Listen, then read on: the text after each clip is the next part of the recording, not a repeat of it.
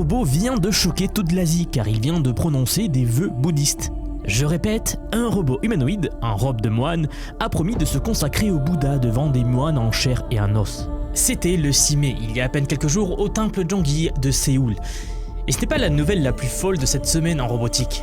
Parce que pendant que ce robot priait, un autre apprenait à jouer au tennis. Un autre sortait d'usine toutes les heures, et encore un autre qui patrouillait dans les rues aux côtés de vrais policiers. Tout ça en même temps, tout ça cette semaine.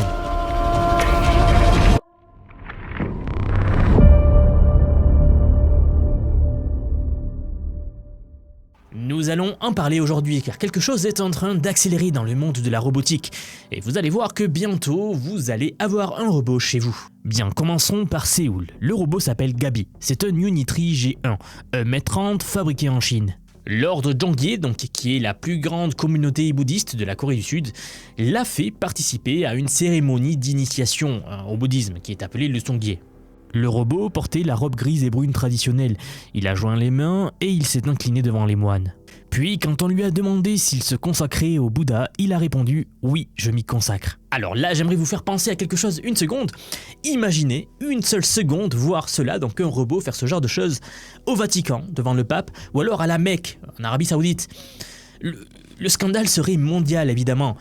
Et ce qui est fascinant ici aussi, c'est que ces moines-là ne se sont pas contentés de mettre un robot dans une robe donc une robe bouddhiste pour faire le buzz, non. Ils sont allés beaucoup plus loin en réalité. Ils ont réécrit les 5 préceptes du bouddhisme spécifiquement pour lui. Donc ne pas nuire à la vie, ne pas endommager d'autres robots ou d'autres objets, obéir aux humains, ne pas mentir et le dernier, économiser de l'énergie et ne pas se surcharger. Avant cette info-là, honnêtement, je ne connaissais pas grand-chose au bouddhisme et ni à leur rituel.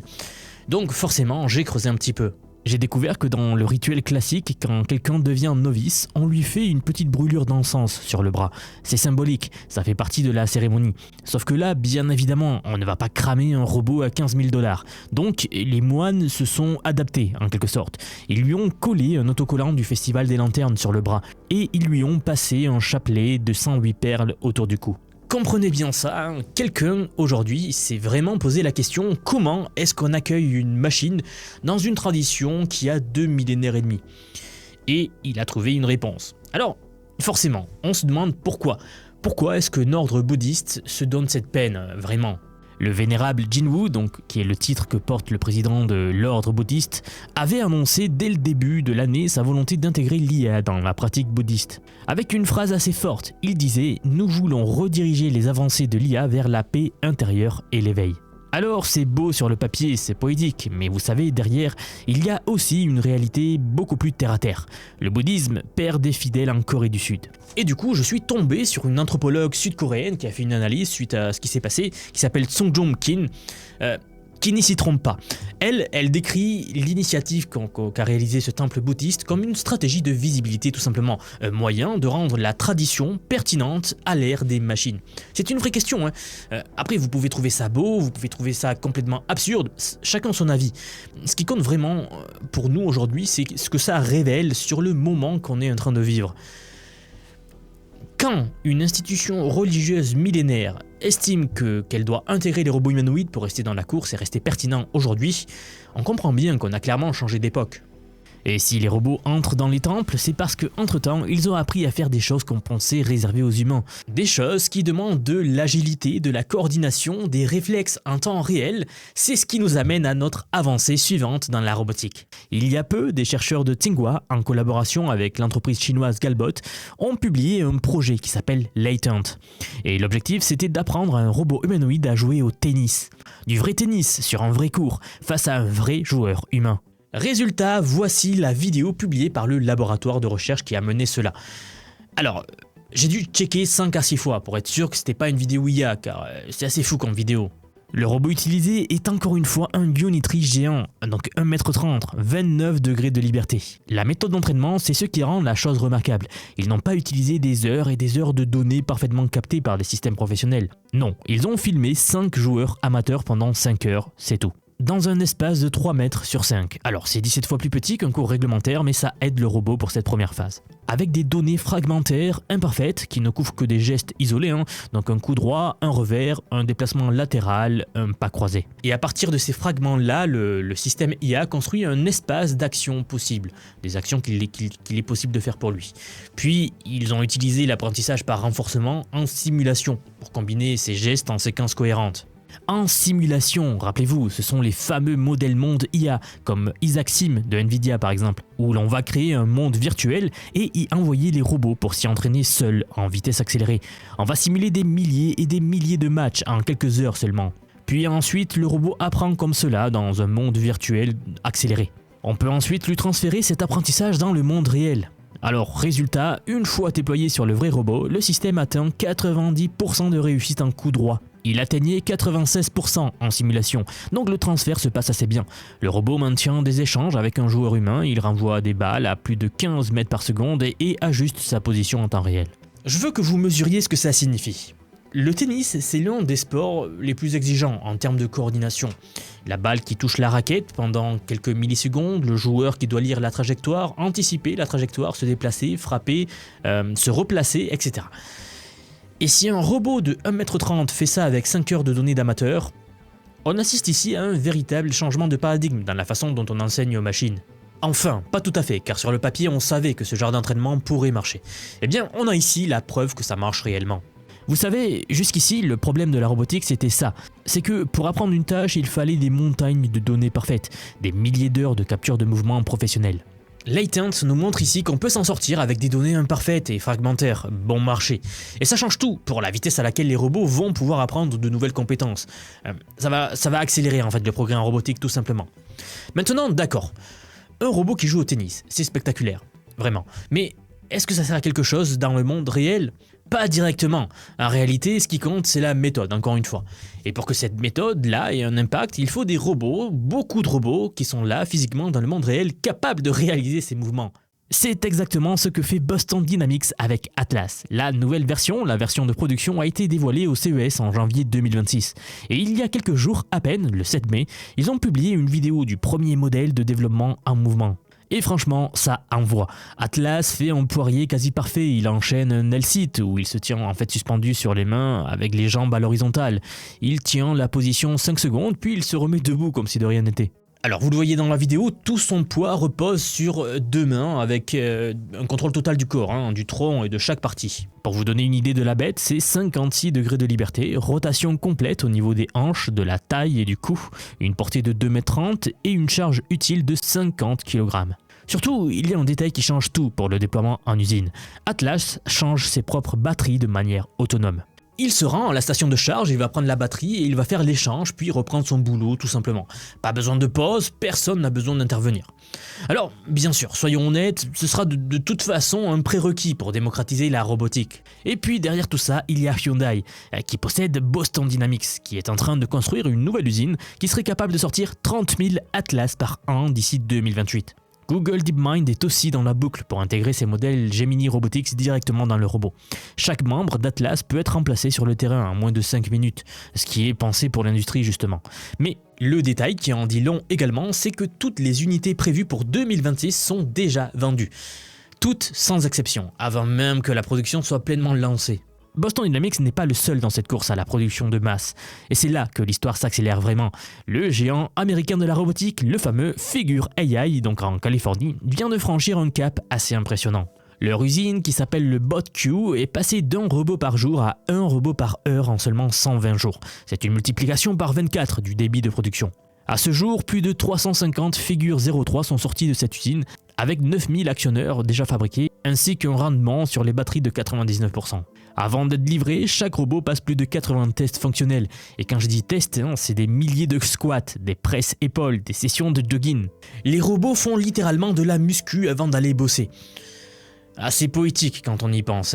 Robots ou humains, on fait tous du sport pour être en bonne santé. Enfin, côté chiffres d'expédition, la courbe est assez parlante. C'est environ 60 robots livrés en février, 120 en mars, 240 en avril. Le mois d'avril à lui seul a dépassé l'ensemble des livraisons de toute l'année 2025. L'objectif de Figure, c'est 12 000 unités par an, dans un premier temps, puis ensuite 100 000 sur 4 ans. Et leur valorisation aujourd'hui, c'est 39 milliards de dollars. Bon, ayant dit cela, au fond, le plus intéressant, c'est pas forcément la production en elle-même, c'est ce que la production rend possible. Chaque robot qui sort de BotQ, c'est un collecteur de données. Il alimente Helix, qui est le modèle d'IA de figure, celui qui coordonne le robot, avec des informations venues du monde réel. Et la logique est assez simple. Plus il y a de robots sur le terrain, plus il y a de données, et plus les robots deviennent autonomes. C'est exactement comme Tesla, c'est le même modèle. C'est une boucle de rétroaction, et elle vient clairement de passer à la vitesse supérieure, vous le voyez. D'ailleurs, Figure AI a aussi annoncé un nouveau système de contrôle qui s'appelle le système 0. Concrètement, ça veut dire que le robot peut maintenant monter des escaliers, des rampes, se déplacer sur des terrains inégaux, uniquement grâce à ses caméras stéréo embarquées, donc grâce à des yeux en gros. Pas de programmation spécifique, pas d'intervention humaine, il voit, il comprend et il avance. Je vais pas trop détailler ce système car j'en ai déjà dédié une vidéo entière sur son fonctionnement concret sur la chaîne et la façon dont les robots pensent et agissent aujourd'hui grâce au système d'IA. Donc, si je résume tout ça, on est à un moment très particulier. Les capacités techniques explosent, la production de masse se lance des deux côtés du Pacifique, mais si on regarde qui déploie réellement ces robots à grande échelle, donc le monde réel, la réponse en fait pour l'instant ce n'est pas les États-Unis, au contraire c'est la Chine. En 2025, les entreprises chinoises ont représenté environ 90% des expéditions mondiales de robots humanoïdes.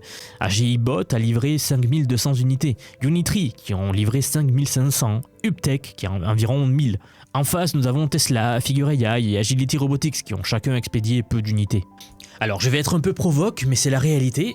La Chine ne domine pas ce marché, elle est ce marché, à elle seule.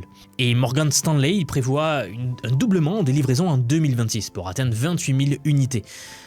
Comprenez bien que ces robots chinois ne restent pas dans les showrooms pour faire joli, ils sont déjà partout dans leurs usines là-bas. RoboEra, une start-up issue de l'université de Tsinghua en Chine, est en train de déployer son robot L7 dans plus de 10 centres logistiques à travers la Chine, chez des opérateurs comme China Post, donc la Poste en Chine, ou SF Express, qui sont des acteurs majeurs du e-commerce.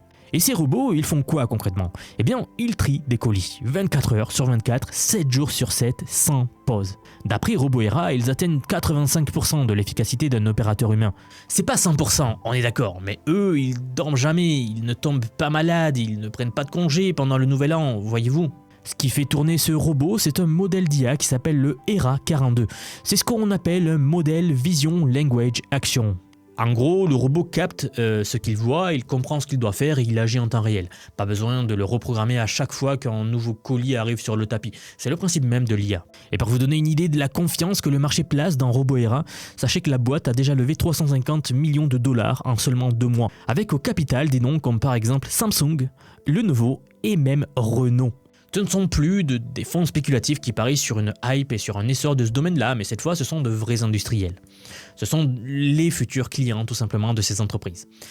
Alors, ayant dit ça, oui, la Chine, vous savez, ne se contente pas non plus de mettre ses robots dans des entrepôts. Elle commence aussi à les mettre dans ses rues. Le 1er mai, à Shenzhen, des vidéos ont circulé sur les réseaux montrant un robot humanoïde qui patrouillait aux côtés d'officiers du SWAT. Le robot s'appelle T800. Bon, pas sûr que j'aime trop le nom puisque ça rappelle un peu Terminator, mais il est fabriqué par Engine AI. Il fait 1m73 pour 75 kg et il est capable de courir, d'exécuter des mouvements de combat et même des coups de pied retournés. Tout ça devant le spot touristique qui s'appelle le Window of the World. Donc c'est un endroit assez connu en Chine pour les touristes qui est entouré de passants qui filmaient avec leur téléphone. On se croirait dans une scène de film, sauf que c'est un mardi après-midi dans une ville en Chine. Ce n'est pas un cas isolé. Pendant les jours de vacances en Chine, des robots policiers ont été déployés dans plusieurs villes, Hangzhou, Shenzhen et même jusqu'au Xinjiang, donc ça veut dire assez loin du centre économique de la Chine. À Hangzhou, 15 robots sur roues étaient postés aux grandes intersections autour du lac à l'ouest pour diriger la circulation, et ils émettaient des avertissements vocaux aux cyclistes qui franchissaient les lignes d'arrêt. À Shenzhen, un robot de la police routière est officiellement en service depuis mars. Il dirige le trafic aux heures de pointe avec des gestes synchronisés au feu de circulation et son système de reconnaissance visuelle détecte les infractions en temps réel. Alors prenons un peu de recul une seconde. On a commencé cette vidéo avec un robot qui prie dans un temple bouddhiste. Et on la termine avec des robots qui patrouillent dans les rues, qui trient des colis par milliers, qui sortent d'usines toutes les heures. Et en à peine 2 ans, on est passé de regarder le robot qui arrive à tenir debout à une armée de robots qui travaillent dans des usines. Ce qu'on est en train de vivre, c'est pas juste une tendance comme je peux souvent l'entendre. Dieu sait que j'ai entendu cette phrase-là. Non, c'est un vrai basculement. Les robots humanoïdes ne sont plus des prototypes de laboratoire qu'on sort pour des vidéos virales aujourd'hui, c'est autre chose. Je ne vous dis pas ça pour rien, c'est pour vous montrer le progrès. Ils sont dans des temples, sur le court de tennis, dans l'entrepôt, dans la rue. J'aimerais savoir si vous êtes prêts pour un monde où les robots sont déjà là. Derrière chacun de ces robots, il y a l'intelligence artificielle. Derrière Latent, qui apprend donc le tennis en 5 heures, il y a de l'apprentissage par renforcement. Derrière ERA 42 qui trie des colis à la chaîne dans les entrepôts chinois, il y a des modèles Vision Language Action, donc VLA. Il y a des réseaux de neurones qui apprennent du monde réel à chaque seconde comme les voitures Tesla.